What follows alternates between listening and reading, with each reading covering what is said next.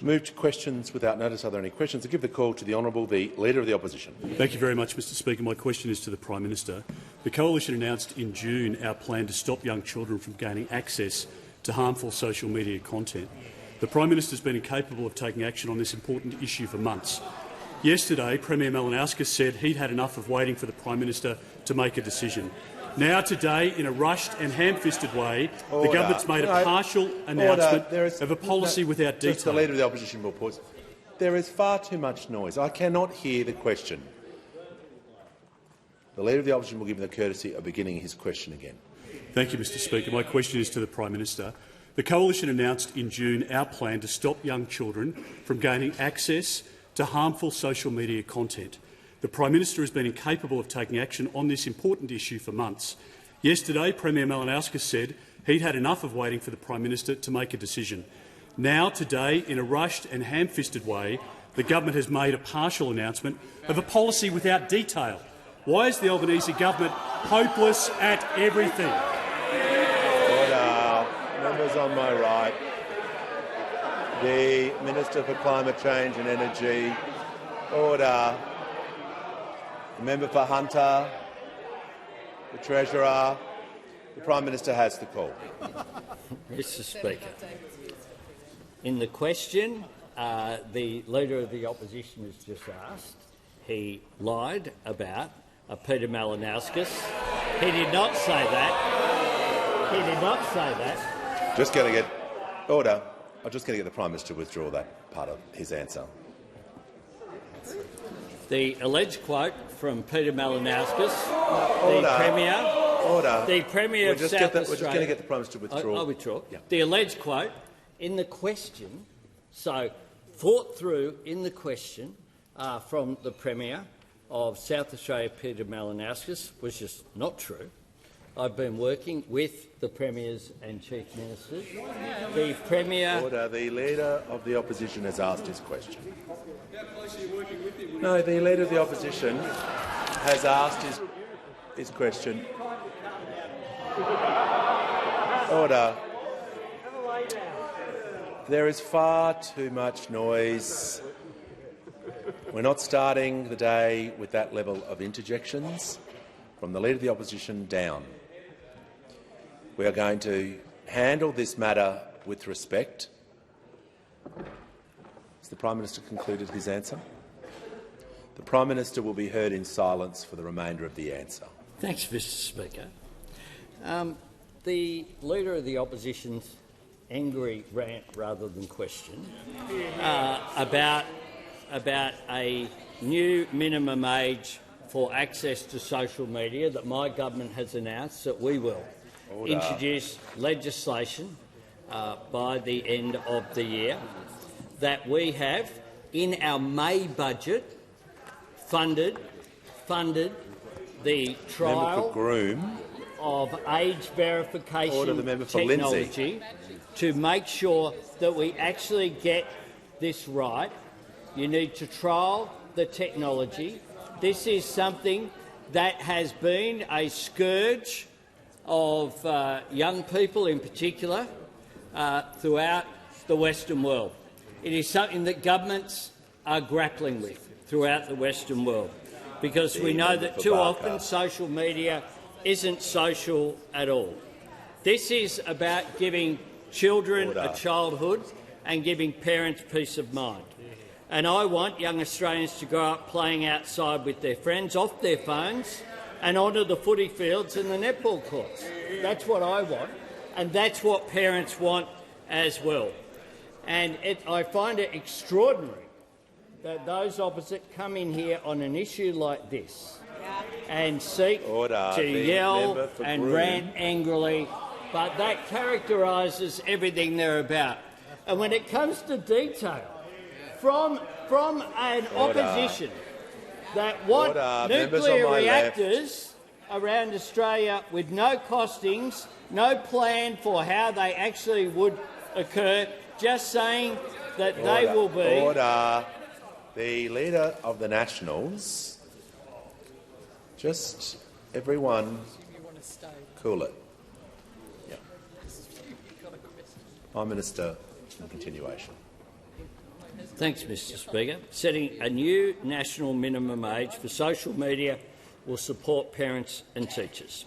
We all know that technology moves fast and some will try to find their ways around these laws, which is why we need to get it right. None of that is an excuse for inaction. That's why my government will introduce legislation into this parliament this year. Concluded.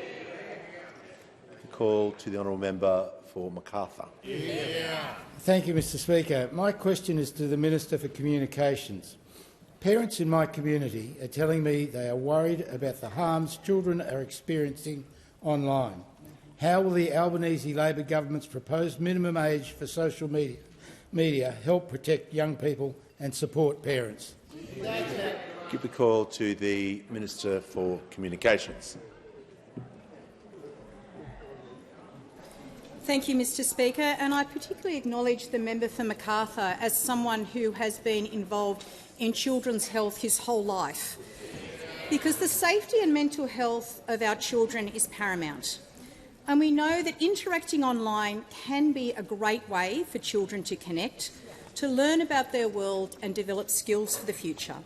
But we also know from the research that social media and unfettered content that exists across many of these platforms can cause harms, and they can affect mental health, healthy body image. There can be unsolicited contact from strangers, some at the most extreme and concerning for all of us. Parents are looking for real solutions to what is a legitimate national concern about harmful online environments and addictive behaviour on social media for children.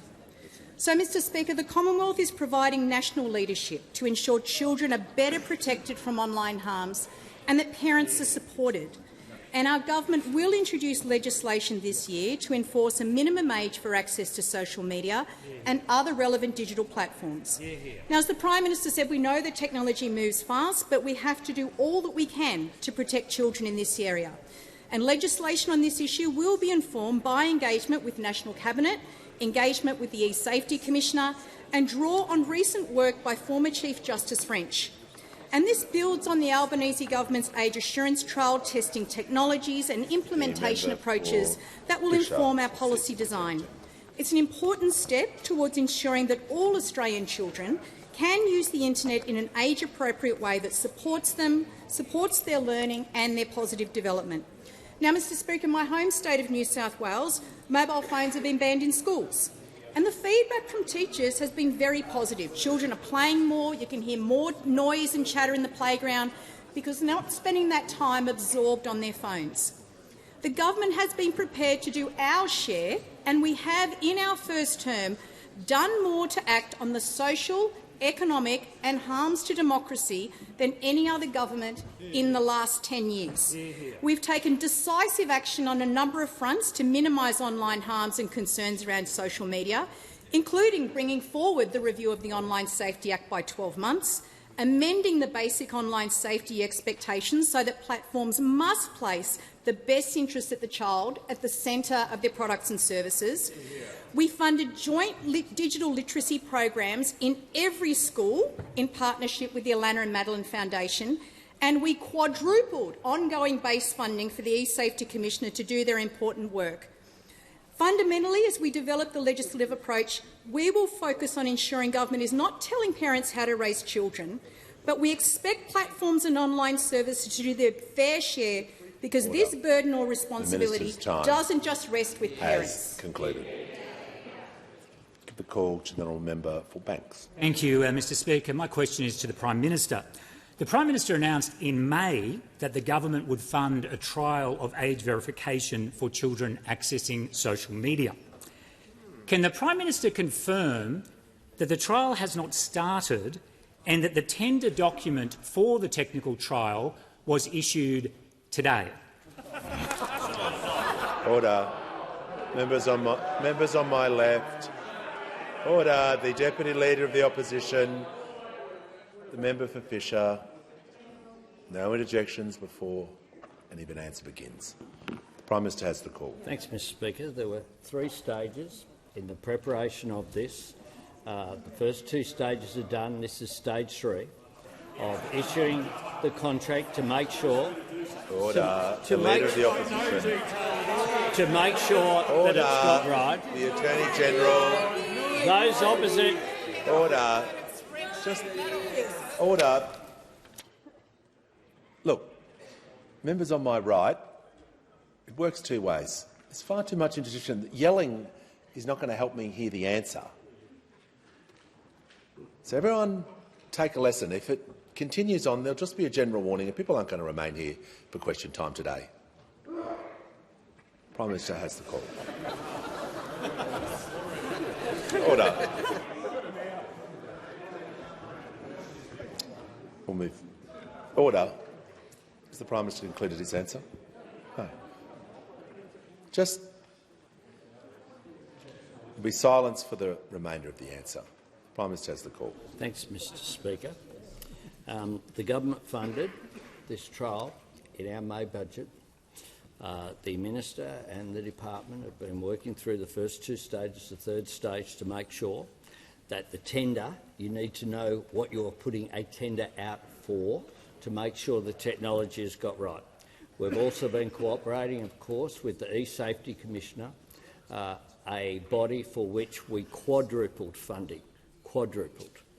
Now, social media has a social responsibility to have its social licence, and we want to make sure, arising out of this age verification, that we're able to move forward in a way which no country in the world has been able to solve this problem. We are seeking to be the best in the world, and that is why you have to actually get it right, not fund a car park where there's no train station. Make sure you actually get it right.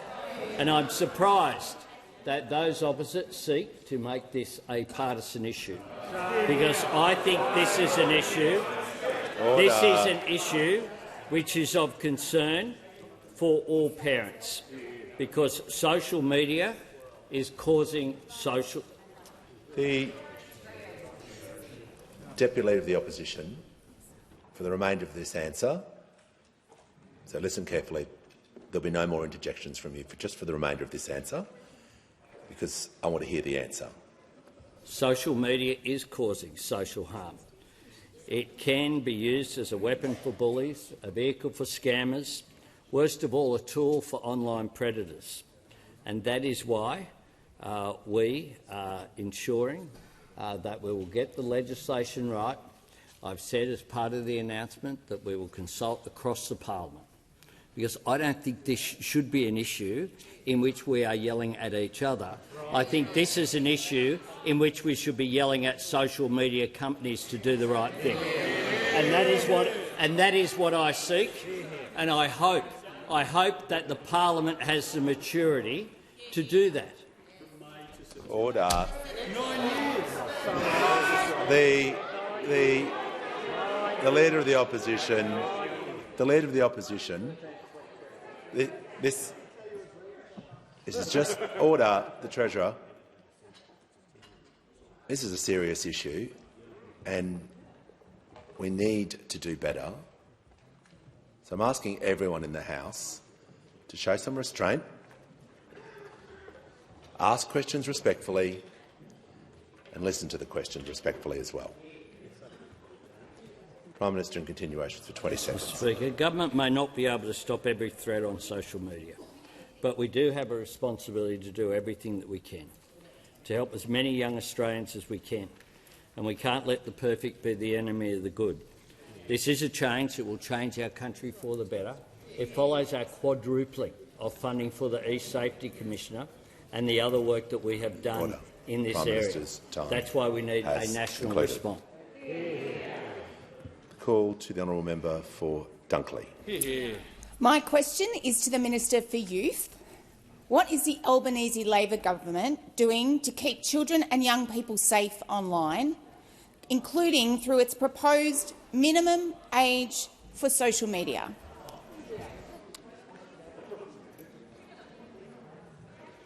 The member for Lindsay will leave the chamber under 94A. Continually interjecting like that and before the minister is highly disorderly. Minister for Early Childhood Education and the Minister for Youth has the call. Thank you, Mr Speaker, and I thank the wonderful member for Dunkley for her question. Mr Speaker, the safety and security of Australians is a priority for this government, as it should be, and that includes the safety and security of young people and children online. We know that social media can be used for good. There's no question about that. Now, as the Minister for Youth, I've heard from young people through our youth consultations and through our youth engagement program. In our survey of 4,600 young people, mental health featured second as their greatest concern. And young people tell me that while they value social media for the connectivity it affords them, they are also highly, highly attuned to the negative impacts it has on their mental health, on their social and physical well-being. Social media is associated with poor mental health, with eating disorders, with depression, with anxiety, with self-harm, with cyberbullying, with poor sleep quality, among a plethora of other things. That social media is harmful to children and young people is not contentious. I think we can all agree on that. Young people know it, parents know it, teachers know it, youth workers know it, researchers know it, and we know it. We know it.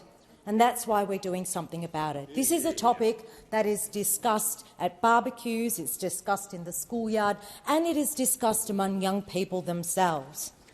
The Albanese Labor government is going to introduce a minimum age for access to social media and gaming platforms. And we know we need to get this right. We need to bring children, we need to bring young people and parents along with us on this journey. But there is work already underway. In May, we announced funding for an age assurance trial exploring age verification technologies to protect children from being exposed to harmful online content. And I've been working with the Minister for Communications, Minister Rowland, to ensure that young people are engaged in the development of that trial. We're also making sure young people and families have the tools to use social media safely through initiatives like the digital literacy programs in schools, through a partnership with the Alana and Madeline Foundation.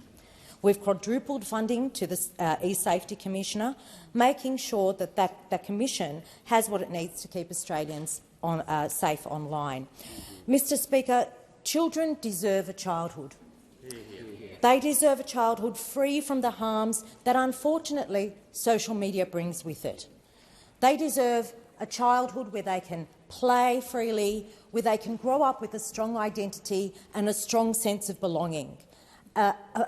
A childhood free from bullying, free from anxiety and free from depression. We want to ensure that children in Australia get that childhood. Before I call the honourable member for Calare, I'll just do some acknowledgements.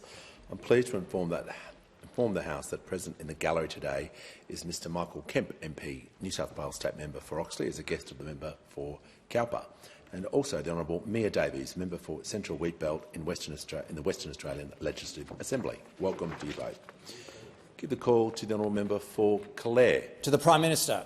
The decision by the Minister for the Environment and Water to make a Section 10 declaration over the McPhillamys mine project near Blaney has been met with widespread shock, anger and concern in our local area. These concerns include a lack of transparency, lost jobs, the timing of the decision with state and federal environmental approvals already given, the contrary opinion of Orange Local Aboriginal Land Council and the impossibility of moving the dam within existing mine boundaries. Will you meet with me to discuss this, and will you now consider reversing this decision? Give a call to the Prime Minister. Thank you. My door's open to every member of the House of Representatives, as the member for Calare knows, as other members here know as well, including members on both sides of the chamber. The question as to the detail, though, under the way that the EPBC Act operates, of course, the Minister has responsibility, and I'll ask her to respond to the question. Good. And the Minister for the Environment and Water has the call. Thanks so much, Mr Speaker, and I want to thank the member for Calare for his question. I've got a lot of respect for the member for Calare, and he has indeed been to my office to discuss this project with me, and he brought with him Scott Ferguson, the Mayor of Blaney, and I was very pleased to meet with the Mayor of Blaney as well. Mr Speaker, I understand that the company in question want the cheapest, most cost-effective option for the building of their tailings dam. That's them doing their job for shareholders. Me doing my job for the Parliament and the people of Australia is applying the law on the basis of the evidence before me. There were people who wanted to stop this whole project. There were people who wanted to go ahead completely unchanged. Order. I haven't taken either of those courses. What I've said is that the tailings dam can't be built on the headwaters and springs of the Belubula River, and that if the company want to come back with an alternate design, they've told me they've looked at 4 sites, they've told me that they've looked at 30 different design options, they can do that. This is a 2,500 hectare site, and my Section 10 declaration applies to 400 hectares of that 2,500 hectares. That's about 16% of the existing site. So I haven't blocked the mine. My decision protects the headwaters and the springs of the Belubula River. Just incidentally, I would say to the House, I've actually ticked off more than 40 mining projects. This is not about a mining project. It's about making sure that when we tick off on mining projects, that they do have all of the necessary approvals based on the evidence in front of me as the decision-maker. What I certainly wouldn't do is do what those opposites seem to be doing, which is saying we don't need to look at the evidence, we don't need to read the reports, we don't need to hear from the experts. We're just going to tick it off because we like the look of it. That is not the way to make decisions, and it's exactly that attitude that led to the problems that those opposite had with robo-debt, car park rorts, sports rorts, secret ministries, au pair visa scandals, Origin 360, the Leppington Triangle, Jamlands, the visa privatisation scandal. I mean, the list goes on and on. What people want is consistency. Concluded. The call to the member for Macquarie. Thank you, Speaker. My question's to the Prime Minister. How will the Albanese Labor government's proposal for a national minimum age for social media protect children, help parents and teachers and change our country for the better? The call to the Prime Minister. The member for Macquarie for her question. And indeed, this is about giving children a childhood and giving parents peace of mind. This is an important reform whose time has come. What we have done here is to engage with the eSafety Commissioner, engage with our department to make sure that we can make a difference for the legislation that we want to introduce into Parliament this year so that it can become the law of the land. Now, many parents and others can already, of course, make decisions about their families to restrict their access to social media or indeed to restrict their access to devices. But by making a national law, it will assist them, because we know that peer group pressure is really important for young people at that age. We know that a decision of a national minimum age will support parents and will support teachers, because the banning of mobile phones in schools, when it's been implemented by state governments, has received extraordinary support. The state governments are, of course, out there campaigning as well, and we had a discussion about this at National Cabinet on Friday. I welcome the fact that the Premier, Malinowskis, had the former Chief Justice of the High Court, Justice French, to do a 276-page report, and we discussed making sure that there is a national approach so that we don't end up with different approaches across different states, and that's been welcomed by Premier Malinowskis. And indeed, I quote, I table his media release of today: Premier welcomes national support for social media ban for children. This is an issue, of course, that does cross state borders. Social media does have a social responsibility, and it needs a social licence. in order to operate as well. Some people have said that it will be difficult because people can change with VPN numbers, have escalated in places like the United States where this has been tried, which is why we need to make sure that we absolutely get it right. That's why you do a trial which is funded in the May budget to make sure that we get it right. You do the research, you do the work, and then you can have the legislation and create the law to protect our children. The call to the Leader of the Nationals. Thank you, Mr Speaker. My question is to the Prime Minister. In the gallery today are farmers whose livelihoods depend on the live sheep export industry. If the government continues with its ban on live sheep exports, Sudan is one country that will take up Australia's share of this market.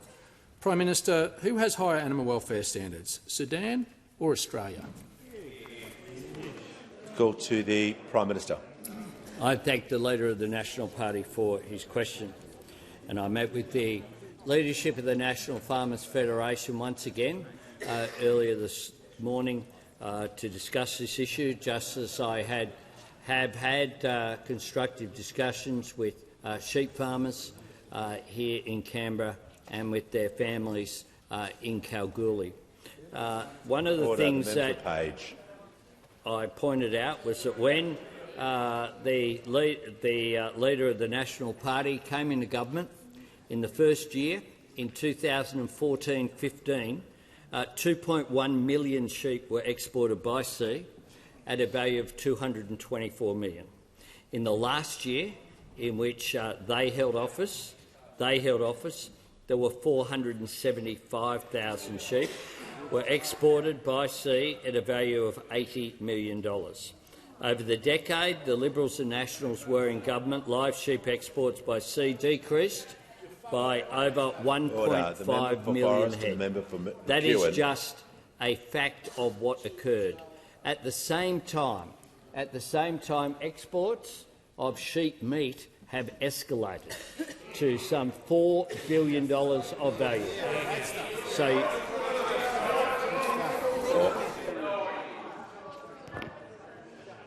order. The member for Hume. I'll take a point of order from the Leader of the Nationals. Relevance, Mr Speaker. It was a very tight question about who had higher animal welfare standards, Sudan or Australia. We're a minute and a half in. I would ask, Mr Speaker, for your ruling. Is the Prime Minister being relevant? Yeah, I understand your point of order, and I appreciate that that's the question that you're seeking an answer for, but you did also— No, well, if you're talking about live sheep export and you're talking about the government's position on what they've done about that issue, you didn't simply just ask the question about Sudan, you had a preamble there. So whilst the Prime Minister is able to talk order, yeah, but he's being directly relevant. So we just need to make sure the Leader of the House— Mr Speaker, just with rulings you've given previously, with respect to when you're actually making a ruling, respect completely members will come to the dispatch box and raise a point of order, but the constant arguing back from the Leader of the Nationals on something as simple as the relevance rule, where everybody in the room knows this ruling has been given before, it's just absurd. Disrespectful to the chair. Well, what I try and do is when people are on their feet and raising a point of order, I show them respect by listening carefully to what they say. I simply ask that the same be shown to me. Prime Minister in continuation. Thanks, Mr Speaker. Australia's lamb and mutton exports were worth $4.5 billion in 2022-23. They're escalating in places like the UK. We have, hopefully, we'll have an announcement soon about an agreement with the UAE, whereas live sheep exports by sea were less than $77 million in that first year. Less than 0.1% of Australia's estimated agricultural production in that year.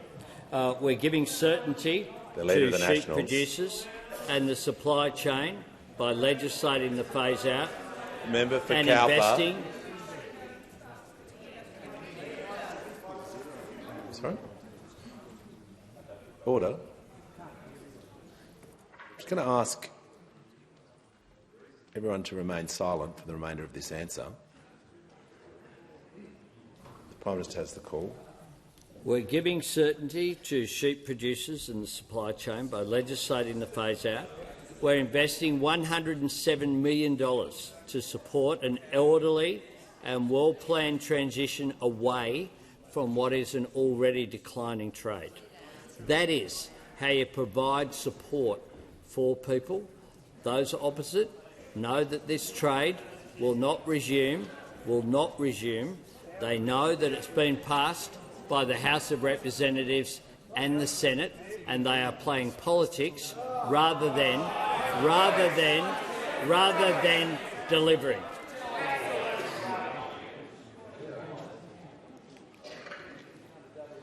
The Leader of the Nationals has submitted the MPI today. He may have forgotten about it, but I haven't. So, I assume he wants to debate the topic that he raised, which is making noise about. So he can do that after question time. He'll have that right, but that's only going to be extended if he ceases interjecting for the remainder of question time. Member for Spence has the call. Thank you, Mr Speaker. My question is to the Minister for Veteran Affairs and Defence Personnel. As we mark World Suicide Prevention Day, why is swift action on the Royal Commission into Defence and Veteran Suicide report important? Call to the Minister for Veterans Affairs and the Minister for Defence Personnel.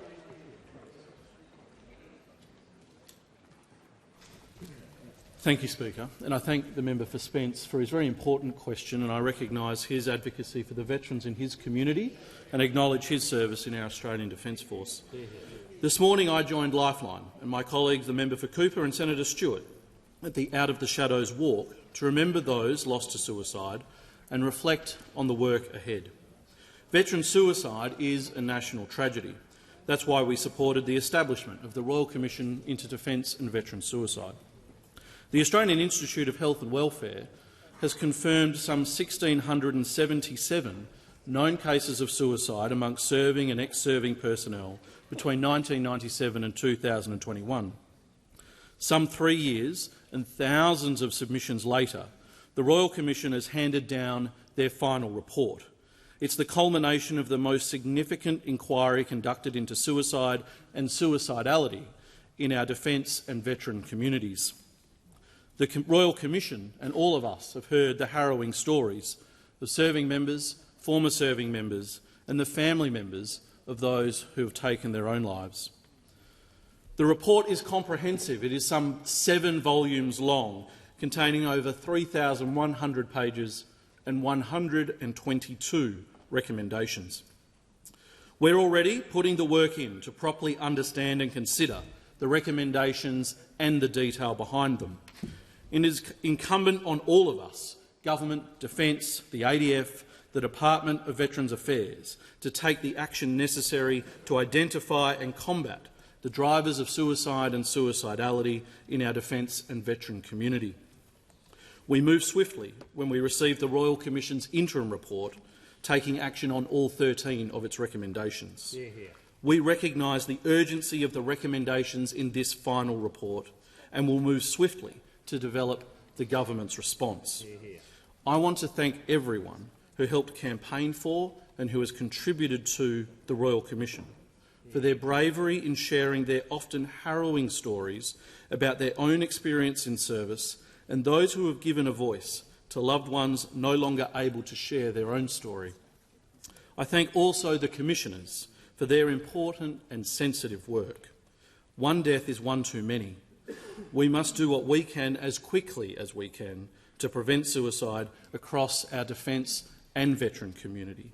For those who require support, please reach out to Open Arms on 1800 011 046. On indulgence, the member for New England. Thank you very much, Mr Speaker. And on indulgence, I'd like to concur with the remarks of the Minister for Veterans Affairs and note the Coalition's willingness to expedite the process as quickly as we can. I don't think there's any person in this House who wants to see one other person harm themselves, and it is incumbent upon all of us. We all wear the responsibility of where this has come to, and we all wear the responsibility of finding as best we can some resolve, but not for 1 second holding up a panacea that what we will do will fix everything up, but we will do our utmost. Might I say in conclusion, it is an incredible thing that some people sign on the dotted line knowing full well that they may get the order that brings an end to their life. And a culture that asks of that is a culture that is sometimes a hard thing to rewind from. We understand that, and we acknowledge that the esprit de corps that is part of the Defence Force also relates to the huge loss that so many families have when they ask us for so much, but really we know deep in their hearts what they really want is their mother or their father or their brother or their sister or their son and their daughter back, and that is one thing our chamber can tragically not be able to provide to them. Call to the honourable member for Oak. Just to the Prime Minister. Prime Minister, today thousands of farmers from around Australia have travelled to Canberra railing against Labor's decision to ban live sheep exports and other anti-farming policies. And after 2 years of bad regulation, ideological rhetoric and job-killing policies, it has been reported that the mining industry, representing 10% of GDP, took the Prime Minister's Mineral Week speech as a declaration of war. Can the Prime Minister explain why he is fixated on policies that hurt West Australia, risk jobs and make life harder for families and businesses in my state? Order. Give the call to the Prime Minister. Thanks, Mr Speaker. That's a very broad question from the member for O'Connor, whose electorate I was in just last week. There in Collie, the place where there is going to be a nuclear reactor sometime in the 2040s or 2050s, if those opposite are to be believed. We are yet to have any costings. We're yet to have a process, but that is what they say. And of course, Collie used to be for a long time a place where coal mining and through the coal-fired power station was a major generator of jobs and economic activity. But that is a region that is in transition. And what is happening is that government is working with the private sector, including the resources sector, on that transition. And there you can see on the site of right next to the power station there, 500 people at work building a big battery that will store enough energy for 860,000 homes. Look, Prime Minister will pause. It's going to be very tough for you to take a point of order on relevance, so I'm giving you some— No, let me finish. Before I call them, you'll get the call if you choose to take it, but if you ask a broad question with all the topics in that question, and the Prime Minister is talking about energy, mining, directly about Western Australia, which you asked about, it'll have to be a different point of order relevance. So you'll get the call. Member for O'Connor.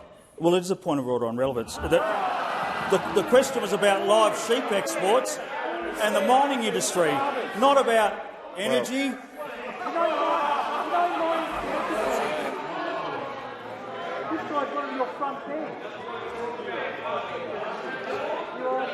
Order.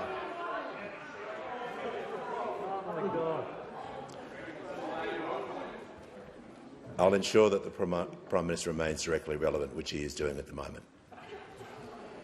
Prime Minister has the call. Mr Speaker, that is an area that is in transition successfully.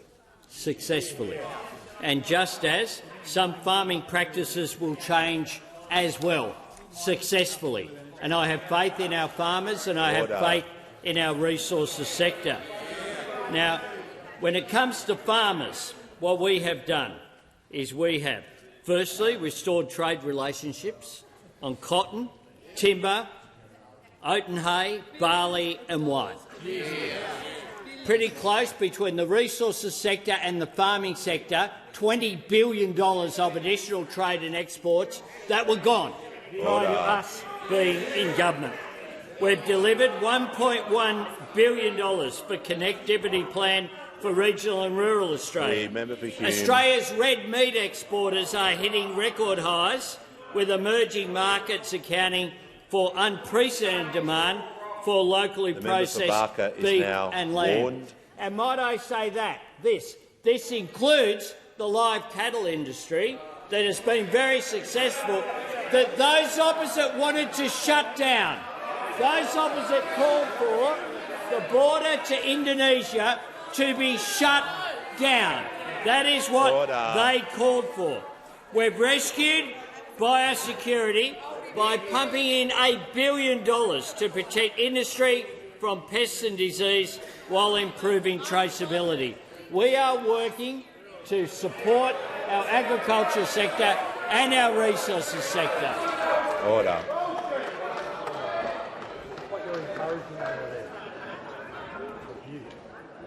Member for Bennelong has the call. Thank you, Speaker. My question is to the Treasurer. How is the Albanese Labor government reforming and strengthening Australia's economic institutions, and are there any obstacles? Give the call to the Treasurer. Thanks, Mr Speaker, and to the member for Bennelong for the way that he engages in a considered way the big issues in our economy. Mr Speaker, the RBA legislation, the Reserve Bank legislation before the House, is all about modernising our central bank, strengthening its decision-making and making it more independent, not less independent.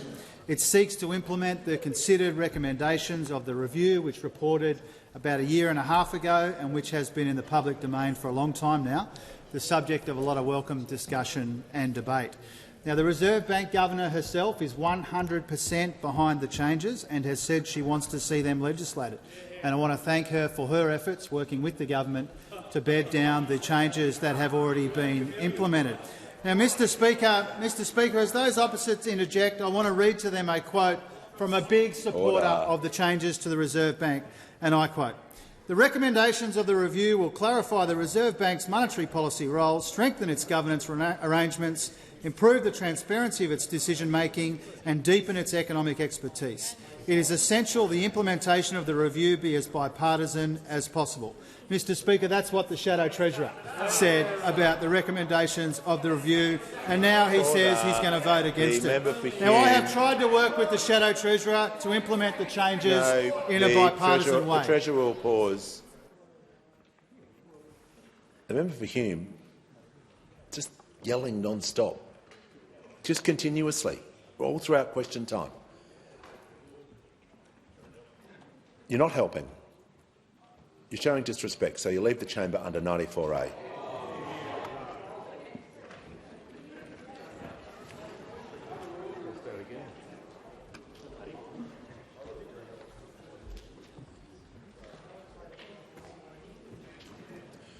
Treasurer has the call. Thanks, Mr Speaker. I've tried to work with the Shadow Treasurer in a bipartisan way. I have accommodated every single one of the 6 issues that he raised with me. I have accommodated every single one of the concerns that he raised with me by making sensible changes to what had originally been proposed. I met with him, I arranged briefings for him, I engaged with him genuinely and respectfully, publicly and privately on this really important matter. And that's because my preference was and continues to be a bipartisan agreement between the major parties. I say respectfully I'd rather not deal with the crossbench in the Senate because I want these changes to endure any future changes in government. And that's why, Mr Speaker, I tried to take the Shadow Treasurer seriously, even if his colleagues don't. And unfortunately, all along in this process, we have been hostage to the Shadow Treasurer's ability to carry an argument internally in his show, Mr Speaker. He's been unable to do that. And so again, if the House listens closely, they will hear the familiar sound of the Shadow Treasurer getting rolled once again, Mr Speaker. And the decision that they've announced today is irresponsible. It creates uncertainty. It's disappointing, but it's not surprising, because this is what happens when the opposition leader's destructive negativity collides with the Shadow Treasurer's weakness. This is why they have no credibility on the economy, Mr Speaker. They're always looking for unnecessary conflict to distract from the fact that they have no credible or costed economic policies, and they won't tell us where $315 billion in cuts are going to come from. Call to the Manager of Opposition Business. My question is to the Treasurer. Last week's national accounts data reveals the economy has shuddered to a halt, productivity is going backwards, real disposable income has collapsed, and Australians are paying more tax and more for their mortgages. RMIT economics professor Sinclair Davidson has said, quotes, "All the economic indicators are going the wrong way, and what is the government doing? Fighting with the RBA. Having created a disaster for Australian families, why is the Albanese Labor government fighting the Reserve Bank while Australian families go backwards?" Call to the Treasurer.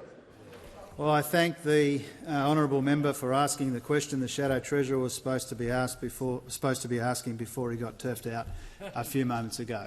Mr Speaker, the question goes to the pressures that people are feeling in our economy right now, and we acknowledge them, but more than acknowledge them, we are doing something about it.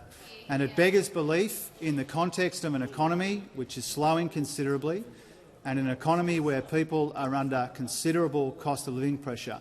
It beggars belief that those opposite oppose our cost of living relief for people who are doing it tough.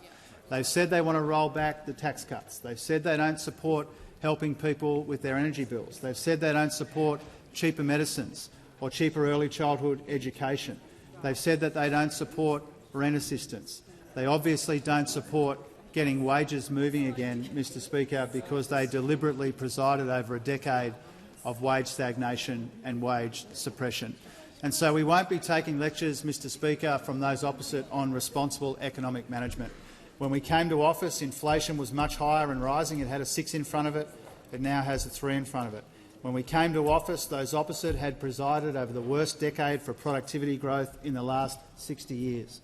When we came to office, there were huge deficits, and we turned 2 of those deficits into substantial labour surpluses. When we came to office, real wages were falling 3.4%, and they're growing again. When we came to office, nominal wages were stagnant. They're now growing, on average, almost twice as fast as they were under those opposite. That's a deliberate design feature of our economic policy, to get wages moving again so that people can earn more and keep more of what they earn, Mr Speaker. But I think the thing that really goes to the difference between the big parties in the parliament when it comes to the economy and the pressures that people are feeling right around our country is that when we had an opportunity to give a tax cut to every single Australian taxpayer, we grabbed that opportunity because we know people are doing it tough right up and down the income scale. If those opposite had their way, only some people would be getting a tax cut, people who are doing better than others. If those opposite had their way, there'd be lower wages. If those opposite had their way, there would be no cost of living help for people doing it tough. And if those opposite had their way, Australia would be in recession right now. We know that. We know that because they gave us a lot of free advice about cutting harder and harsher in the budget. We didn't take that advice, and that's because we're going for a soft landing in our economy, and those opposite want a crash landing in our economy because they think it suits their political purposes, Mr Speaker. Now, their time would be much better spent coming clean on the $315 billion in cuts, secret cuts, telling the Australian people what those hundreds of billions of dollars in cuts will mean for Medicare and pensions and an economy which is already soft. Call to the member for Adelaide. Thank you, Mr Speaker. Mr Speaker, my question is to the Minister for Housing and Homelessness. How is the Albanese Labor government helping Australians with the housing pressures they face, and is there anything standing in the way of further support? Call to the Minister for Housing and the Minister for Homelessness. I thank the member for Adelaide for his question, and this is a problem that I know he cares about very deeply, as I do and as my colleagues behind me do. Speaker, Australia is in a housing crisis which has been a generation in the making, and this is a problem that is today affecting the lives of millions of people around our country. Why do we have a housing crisis? Because over a period of decades, Australians— Thank you, Speaker. Over a period of decades, Australia has not been building enough homes. This is partly a failure of markets, but it's partly, too, Speaker, a failure of governments. And what we've seen really since the post-war period is the Commonwealth Government work further and further back from this problem. Speaker, if I can just give you an example, in the preceding decade before Labor came to office, we saw the Abbott, Turnbull, Morrison governments. For the majority of the period of that period of coalition government, there was no Commonwealth Housing Minister. There was no person in the Australian government responsible for this problem. Now, Speaker, unsurprisingly, this has changed under our government. Today, our country is led by a Prime Minister whose entire life trajectory was changed by his access to affordable housing in his childhood. And we have a $32 billion plan which is targeted at helping Australians manage these issues. Speaker, part of that plan is to build, build, build. We want to build 1.2 million homes working with the states over a 5-year period. Speaker, we've got to do more to help renters in our country, and that's why you've seen our government make 2 very large increases. Member for Fadden will cease interjecting. Speaker, that's why you've seen our government make increases to Commonwealth rent assistance and work with the states to improve renters' rights. And that's why, Speaker, we are making such an effort to help more Australians get into home ownership. Now, Speaker, I'm asked about whether there are any challenges to progress, and unsurprisingly, there are really serious challenges to progress, Speaker. We don't just have a broken housing market in this country, we have broken housing politics. What we have seen in the time that our government has been in power, in our successive attempts to make legislative change to address this crisis, that the Greens on the crossbench and the Liberals that sit opposite me have teamed up in this incredibly dysfunctional alliance to try to stop us addressing this important issue for Australians. Now, Speaker, we have 2 bills that are sitting in the Senate at the moment, blocked by these 2 political parties, which will help us resolve this crisis for Australians. One of them will help us build more rentals. Why would anyone in this country be opposed to the building of more rentals? One of the pieces of the bill will help us encourage more low and middle income Australians into home ownership. This is a bill being opposed by political parties in this parliament. Now, Speaker, I'd say to those who are gathered in the chamber here, all of our constituents are affected by this problem. We need to come into this parliament and do our jobs, and that means coming into the parliament and working with our government to help Australians address this significant problem in their lives. Before I call the member for Clark, I'm pleased to inform the House that present in the gallery today are recipients of the School Plus 2024 Commonwealth Bank Teaching Awards, awarded in recognition of great teaching and leadership in schools across Australia. On behalf of all members, I congratulate you and wish you a warm welcome.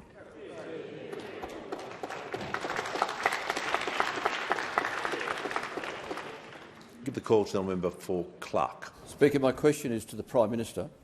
Prime Minister, in defending the census debacle, the Deputy PM said, "We've seen how divisive debates have played out across our country, and the last thing we want to do is inflict that debate on a sector of our community right now."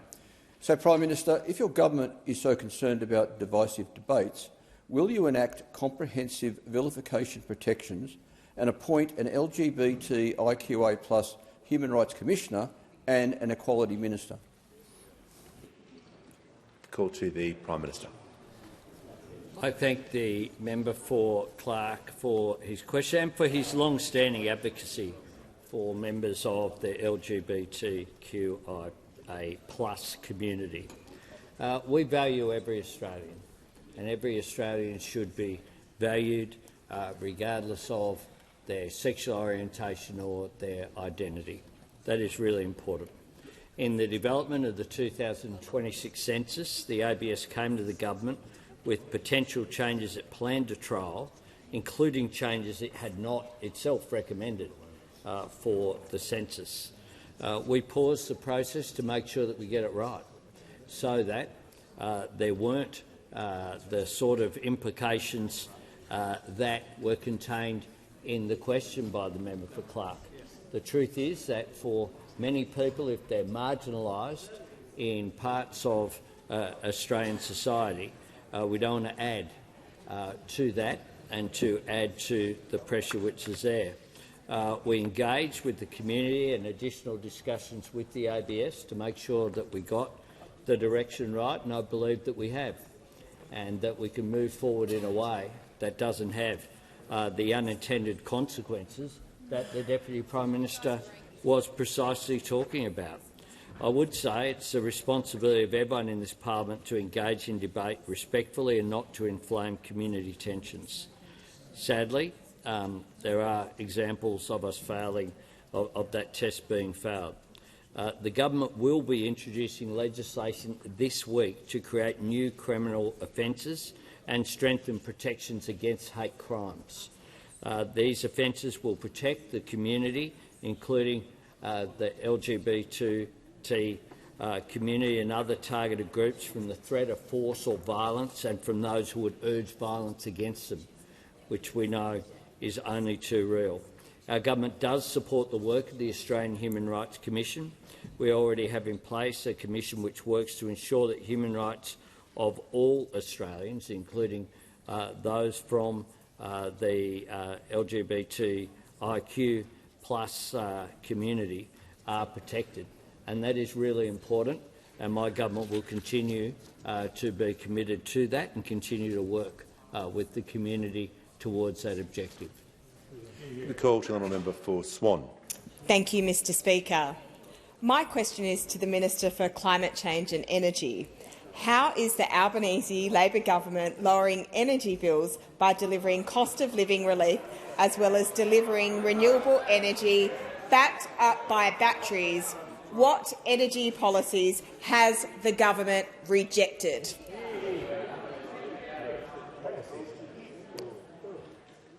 There's far too many interjections while the minister was rising to his feet.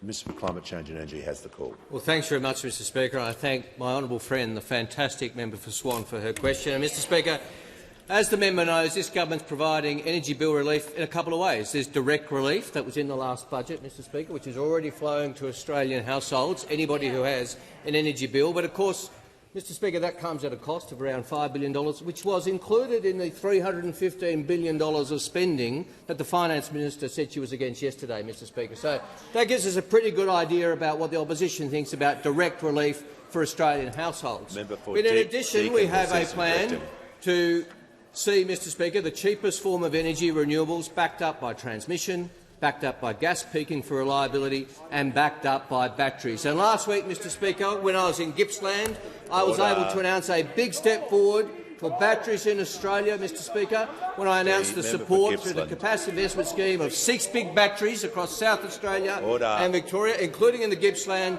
which will support 4 hours of storage for 1 million homes, 1 million houses across Victoria and South Australia, Mr Speaker. And of course, on my left. And of course, we were also in Perth, where we could announce the Western Australian Capacity Investment Scheme has been massively oversubscribed, which shows a strong pipeline of batteries in Western Australia, which builds on what's already happening. And the Prime Minister and I saw this firsthand when we spent Father's Day together down in Collie, Mr Speaker, seeing the progress that's already made. 2 big batteries under construction, one of which is enough for 20% of the energy needs of Western Australia, Mr Speaker. Just one battery, Mr Speaker. But this is what's happening today, and these batteries, the ones that are supported under the Capacity Investment Scheme, will be open by 2027, and the 2 Collie batteries will be open by 2025, not 2035, not 2050, 2025. Now, there are alternative plans for Collie, which the Prime Minister and I also heard about. The Prime Minister, the first Prime Minister to visit Collie in 40 years, and the only candidate for Prime Minister in the upcoming election to visit Collie this term, Mr Speaker. But we heard about the opposition's alternative plan as well. Now, we don't know when that will happen. The member for Fairfax said, oh, that'll be one of the early ones. And the Western Australian Senator Cash said that'll be one of the late ones, around 2050, so no details from the opposition. But we also know the opposition has said they won't use any more water than the existing coal-fired power stations will already use, which means they'll only get about 1.5 gigawatts from anything in Collie, which shows that even their plans to get just 4% of energy needs from nuclear will be underdone. This is what you get when you get a scheme thought up on the run with no details, compared with the detailed plans of the Albanese government backed by the experts, for renewables, supported by batteries, supported by gas and supported by transmission, which delivers the lower... the member for Fairfax should be more mindful and more demure, Mr Speaker.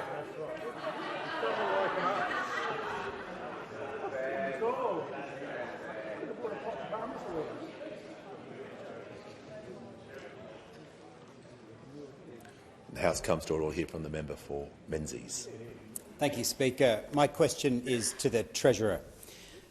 Last week's national accounts data shows that under Labor, real disposable income has fallen by 8.7% on a per capita basis.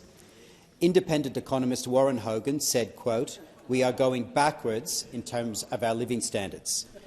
Having created a disaster for Australian families, why is the Albanese Labor government fighting the Reserve Bank while Australian families go backwards? Call to the Treasurer. Well, Mr Speaker, they got a lot of nerve asking about incomes, having opposed all of our efforts to get incomes moving again in this country after they presided over a decade of deliberate wage stagnation and wage suppression. And we know this because former Minister Matthias Cormann said the quiet bit out loud, and he said that stagnant wages were a deliberate design feature of their economic policy architecture. And we take a different view. We take a different view when it comes to incomes. And our view is that we needed to get wages moving again in our economy, and we are pleased to see that that's happening. Because this side of the House is all about Australians earning more and keeping more of what they earn. And that's what we're on about, Mr Speaker. And that side of the House is all about screwing people down. It's all about blaming working people and the most vulnerable for our inflation challenge in our economy. It's all about screwing people down and denying them the tax cuts that they need and deserve to get by at a difficult time. Their approach is all about denying people a bit of help with their electricity bills. Their approach is about denying people a bit of help with early childhood education fees. It's about denying people cheaper medicines, and it's about denying people the wages growth that has been missing for too long in our economy, Mr Speaker. Now, if they want to ask about the national accounts, they should be up front and say that if we had taken their advice, Australia's economy would be in recession right now and people would be doing it even tougher.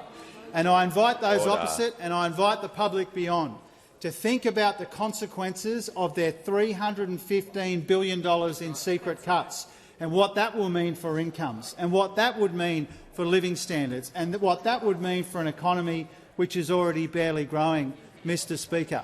Now, their time would be better spent explaining to the Australian people what those $315 billion in cuts are, what they mean for Medicare, what they mean for pensions and payments, and what they mean for an economy that we know has growth which is soft and subdued, Mr Speaker.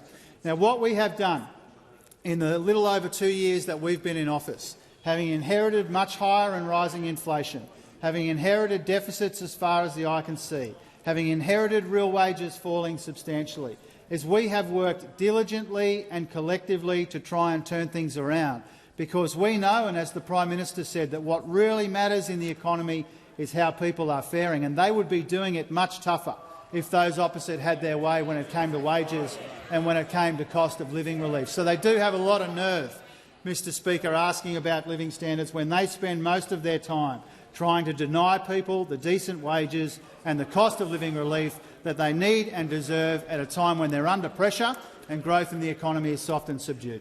Give a call to the member for Bean. Speaker, my question is to the Minister for the National Disability Insurance Scheme. What changes has the Albanese Labor government made to deliver better outcomes for participants and improve integrity in the NDIS? Call to the Minister for the National Disability Insurance Scheme and the Minister for Government Services. I thank the member for Bean, and as people may be aware, he represents Norfolk Island as well as Canberra. And before there was an NDIS, there were no disability services on Norfolk Island, and now nearly 50 people there receive NDIS support. They're part of more than 661,000 people who are receiving support from this vital scheme. I'm pleased to tell Australians listening to Question Time that there's been a marked increase in participation rates in community and social activities for those on the scheme. There's been a 10% increase from those who have been on the scheme more than 6 years. I'm also pleased to report that young participants between 15 and 24, there's more of them now in paid employment. And it's great also that over half of all families and carers, 52% of people, are reporting an increase in paid employment. Also, where it once took up to 100 days in many parts of Australia for a person with a disability on the NDIS fit for discharge to actually be able to leave the hospital, we're getting it down in the first 6 months of this year to an average waiting time of 17 days. So these are all just genuinely good outcomes that we've accomplished in the last 2.5 years. I'm also pleased to advise that the process to register most service providers, long overdue, is now well underway. Pleased to advise that we've now strengthened the Safeguards Commission from 367 staff to nearly 1,000, dealing with a lot more complaints and issues. Half the board of the NDIS are now people with lived experience. We've got the first Aboriginal and Torres Strait Islander director of the scheme. And we're also doing a lot more co-design than's ever happened before. The range of activities, including engagements, workshops, surveys, discussions, research and partnership with disability organisations. Importantly, also, we're cracking down on fraud. The tip-off volumes, because we now properly resource the agency, have increased by 250%. When we came to office, there were less than 1,000 tip-offs a month. Now they're up to about 2,500 on average per month.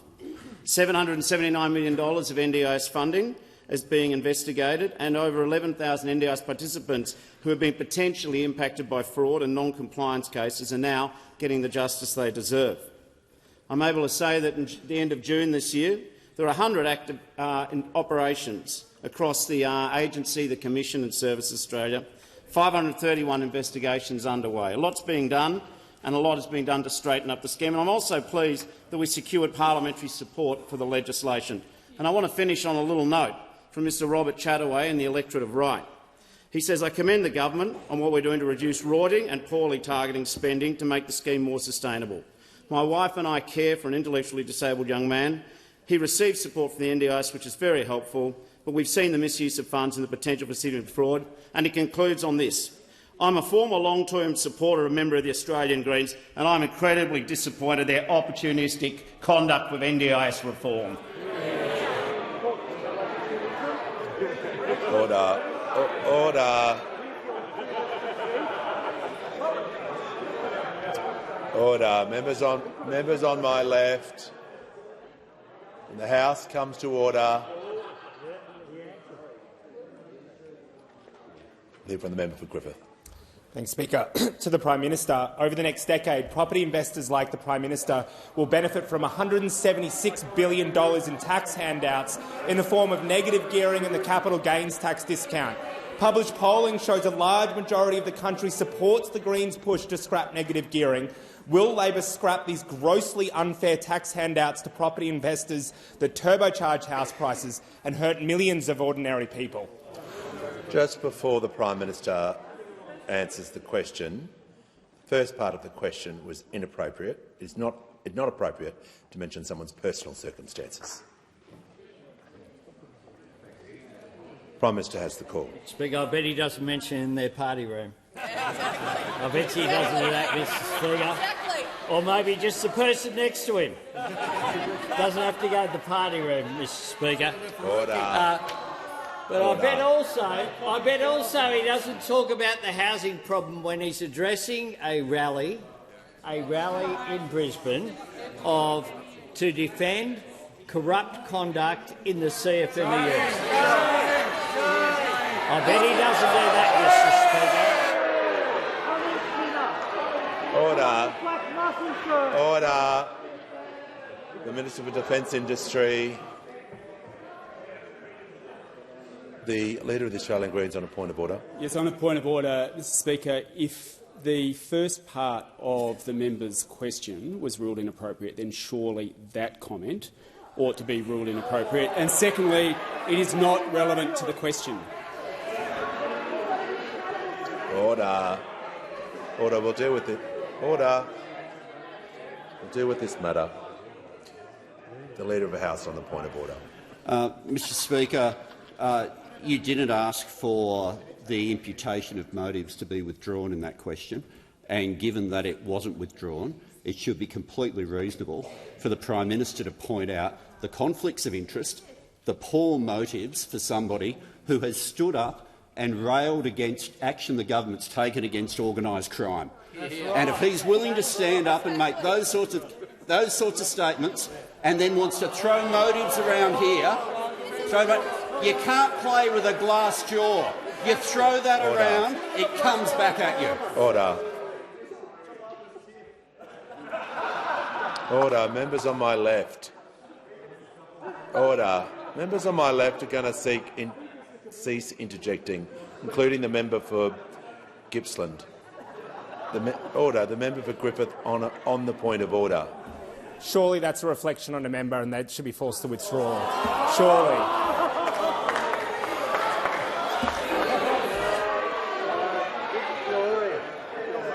Order. Order. The Minister for Defence Industry is warned. I'm just going to ask all members to be careful with their language, to show restraint. I didn't ask the member for Griffith to withdraw. I'm not going to ask the Prime Minister to withdraw. Here's the call. Thanks very much, Mr Speaker. It is a fact that the member for Griffith attended a rally in which there were, if you want to talk about offence, referring to members of this parliament as Nazis, and the member for Griffith standing in front of those signs. There is precedent for that sort of thing, and the member for Warringah was rightly condemned then at the time for standing outside this chamber, inside, with those sorts of signs and that sort of behaviour, and you are rightly condemned too. You are rightly condemned too. And I will say this to the member for Griffith. Renee Coffey won't be found anywhere near one of those demos because she is concerned about it. And I'll say this as well, that Renee Coffey would vote for more houses in this House and in the Senate. She would vote for the build-to-rent scheme that the member for Griffith has voted against. She wouldn't have held up the Housing Australia Future Fund. Renee Coffey would have voted for it straight away, not held it up. And indeed, as well, Renee Coffey would support the policy and vote for the same policy that we have, that those opposite from time to time have said they have, and that's in the Greens party platform of a shared equity scheme. Renee Coffey won't be shy about that when she occupies this chamber after the next election, because the member for Griffith says he cares about housing but never takes an opportunity to actually vote for it. If you want more social homes, vote for them. If you want more rental properties, vote for them. If you want more private home ownership, vote for it. It's pretty simple. It's pretty simple. Renee Coffey understands that, and I was very honoured to launch her campaign in Griffith because Renee Coffey wants more homes, because that will be more doors that she can knock on. Order. When the House comes to order, we'll hear from the member for Paterson. Thanks, Mr Speaker. My question is to the Minister for Infrastructure, Transport, Regional Development and Local Government. What steps is the Albanese Labor government taking to ensure that the Australian aviation sector delivers better outcomes for Australian travellers? Are there any risks to these better outcomes being delivered, Minister? The call to the Minister for Infrastructure, Transport, Regional Development and Local Government. Thanks very much, and can I thank the member for Paterson for the question and for her tireless advocacy for our investment in the Newcastle Airport. Our government is, of course, in the midst of an ambitious series of aviation reforms. The aviation white paper we've released includes 56 policies that will boost consumer rights, increase transparency and scrutiny of our airlines and our airports, and deliver better outcomes for travellers with a disability. Our reforms to Sydney Airport, the most significant undertaken since the 1990s and which are already being implemented, will boost access to new entrants, crack down on anti-competitive behaviour and grow competition in our most important airport. We're also building a new airport at Western Sydney that will massively grow access to the Sydney Basin and will significantly change the aviation landscape, particularly when it comes to freight. And we're closely working with the voluntary administrators at Rex to maintain regional connectivity, including through our Regional Flights Guarantee.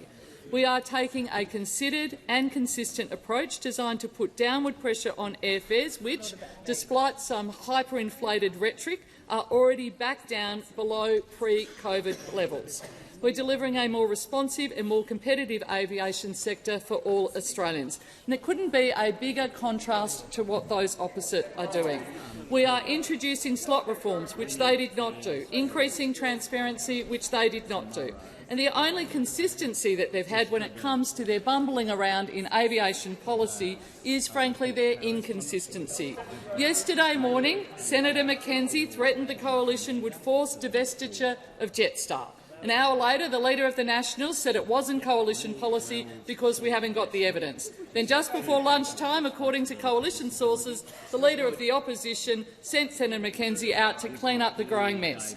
But yesterday afternoon, we thought that was the end of it, a bit of fun in question time, draw a line under it, but there she was again. Out there, a free thought bubble from the rogue National Party senator, killed off by lunchtime by the Liberals, but by the evening, Senator McKenzie was at it again, contradicting her own midday press conference, doubling down. Yesterday, we had Senator McKenzie agreeing with herself in the morning, disagreeing with herself by the afternoon, and then agreeing with herself again by the evening as well. Well, frankly, what is going on over there? You know, who is running this show? Here's some advice. Senator McKenzie gives plenty of advice to everybody else, including to those opposite. Here's some in return. When you're in a big hole, stop digging. Call to the Prime Minister. On that note, Mr Speaker, I ask that further questions be placed on the notice paper, and I ask for indulgence. Yes, please. Prime Minister has Thanks, the call. Mr Speaker. I've had discussions with the Leader of the Opposition, and it's agreed that on Wednesday, October 9, which is the next sitting week, in order to give people notice of meetings, question time will be held at 10 a.m. On the Wednesday till 10 past 11. The ASEAN conference is on that week. We hosted the ASEAN leaders here in Melbourne earlier this year. It's obviously a very important relationship of which I'll be representing Australia. The media will be travelling as well up with us, and I thank the Leader of the Opposition for his support for that. And the Leader of the House will, of course, put the requisite motion on the notice paper, but I wanted to make sure that people kept that part of their diary free, given that people make arrangements in advance. So at the earliest opportunity, I'm advising the House. Member for Warringah has indicated she has a question for me. Thank you, Mr Speaker. I'd like to raise concern about guests signed in by members of parliament to the gallery. In particular, during a question, the Leader of the Nationals asked the question to the Prime Minister and indicated that guests from supporting or objecting to the live sheet lobby were in the gallery and pointed to the gallery here. When they decided to leave, a gentleman in jeans, black T-shirt, overweight and bald, flipped the bird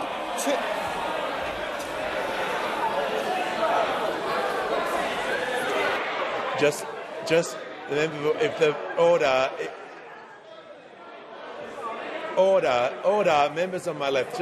I'll just allow the member for order. Members on my left. The member for Riverina.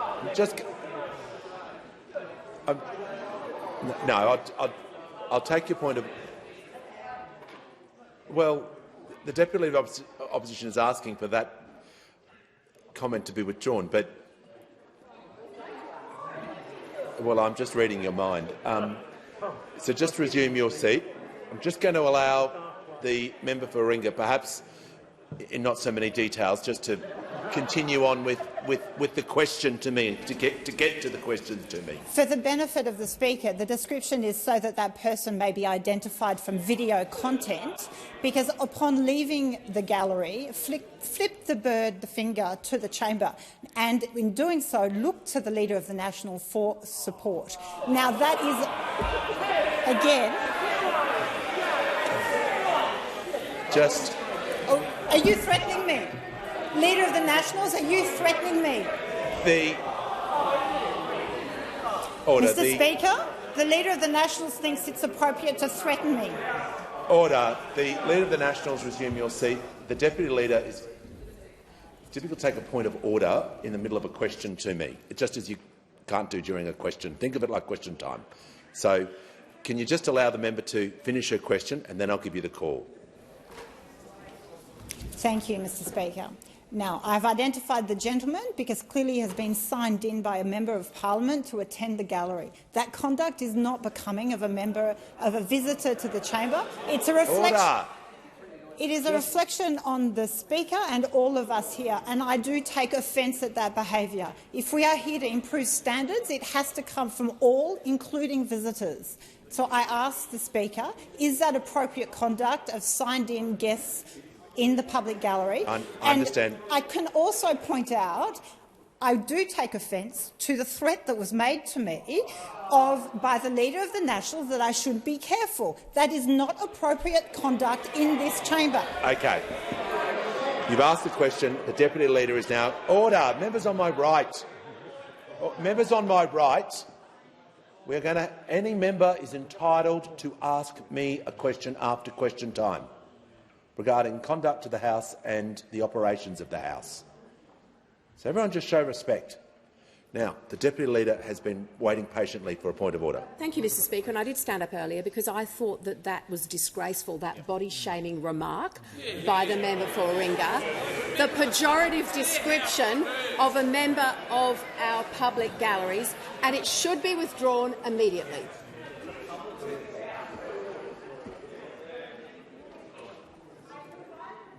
The member for Warringah on the point of order. Does the member wish to withdraw that descriptor? No, because I would like the video footage to be identified. So the identification is the issue there. Look, order. The member for Braddon. We're just going to deal with this issue because it is a serious issue that what the member has raised. I want to remind all visitors and people who are guests of members, there are established forms of behaviour. Members in the gallery are not here to participate, they are here to observe. So I'm asking all members, when they sign in guests or offer guests tickets to— The member for O'Connor, I'm answering a question. And a message to all members of the gallery not to interject, converse or signal. And I further remind all members, if you do invite guests to the gallery, I consider their conduct to be a reflection on you. I want to be clear that if this behaviour continues, the privilege may be revoked, just as it has been done in this term. Visitors of the public are welcome here to observe. Leader of the House with papers.